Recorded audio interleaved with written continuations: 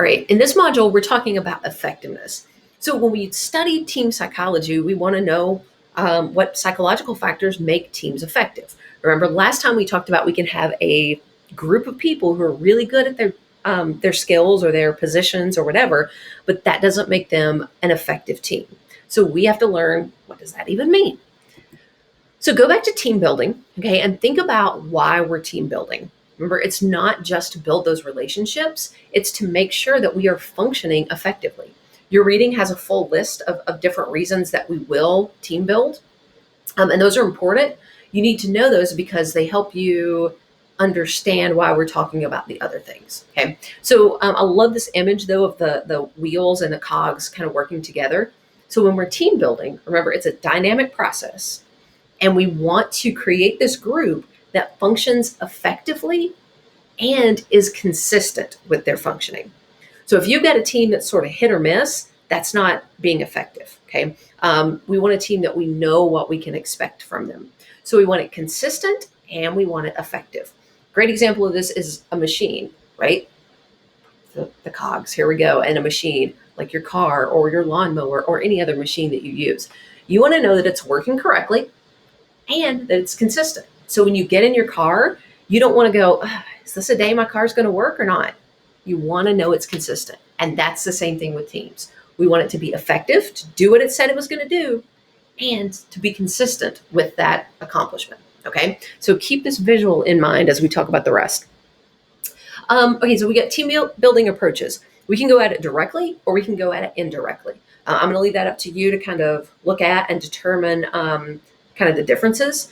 But we basically, you can either just jump in and start doing the things that make effective teams, or you can go through the process directly and kind of out loud and get everyone on board, and go through this process of making sure that we're doing the things that need to be done. And in that process, kind of create some of that camaraderie and that cohesion, right? So there are two different ways to do it. I'll let you read them. The next thing is effective teams. Okay, what makes an effective team?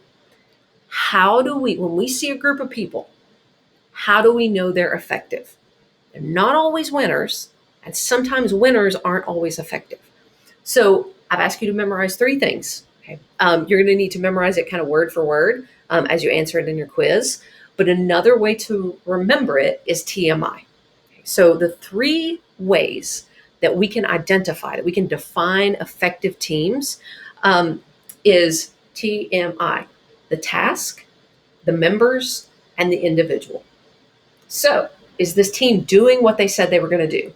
That's the T. Whatever task it is that they're doing, are they reaching that goal? Okay. M is the members. Okay. So remember, that's the group. That's the social relationships that we're building. So we're not just doing the thing and hating the people. We're doing the thing and we're enjoying that connection. Okay. And then the individual, we talked about this last module a little bit. The individual is that person feels fulfilled by belonging to that group, either through those social relationships or through the task. So we're doing the thing, we're working together, building relationships, and we personally feel fulfilled by belonging to and doing those things. Okay. So TMI, shorter way to remember what I ask you to memorize. I don't ask you to memorize a lot of stuff. The reason you need to know this is because the rest of the semester, we're going to be talking about effective teams. So we need to remember how to identify them, how to define them is how your textbook and your reading say it. So make sure that you remember that. Okay. Next thing is this whole tree analogy. So it may not make sense to you as you're reading. Hopefully it does. You're like, okay, I get it. Once we've met, we're going to do an activity that hopefully helps you kind of solidify that. And once you leave class, you'll say, okay, I get it. So it's basically kind of labeling the parts of the tree with the planning and the components of a team, and those kind of structures of that team planning process. And so why is this important? Well, our values, it's important to us as people when our values align with our actions. So growing up, you were probably taught that you to behave a certain way because it demonstrated some value. okay, something that was valuable to your family. So if you value honesty, you want to behave in honest ways.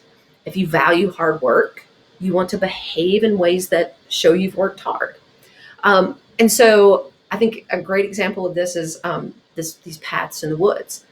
If you are in the woods walking, you see one path that seems more adventurous than the other one, it depends, and one feels safe. So one's adventurous and one's safe.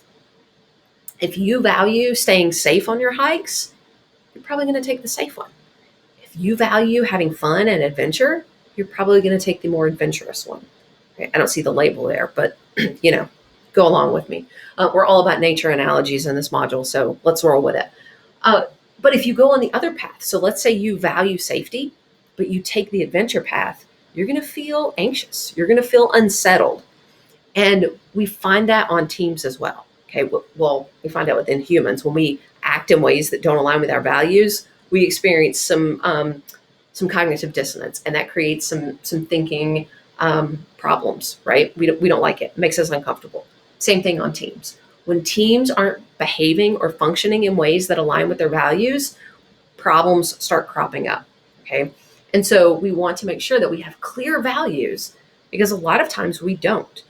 Teams don't have those clearly established values, or they have them, but they don't behave in ways that live those values. Okay, so we'll talk about that a little bit more as we do the tree activity. So nature all around this module. Okay, so make sure that you read. I know this is a really long document, but like I mentioned before, it's not terribly confusing concepts. We're just kind of putting them together in a different way. Okay, so read your reading, and then that way you'll come to class prepared to do our activity. Okay.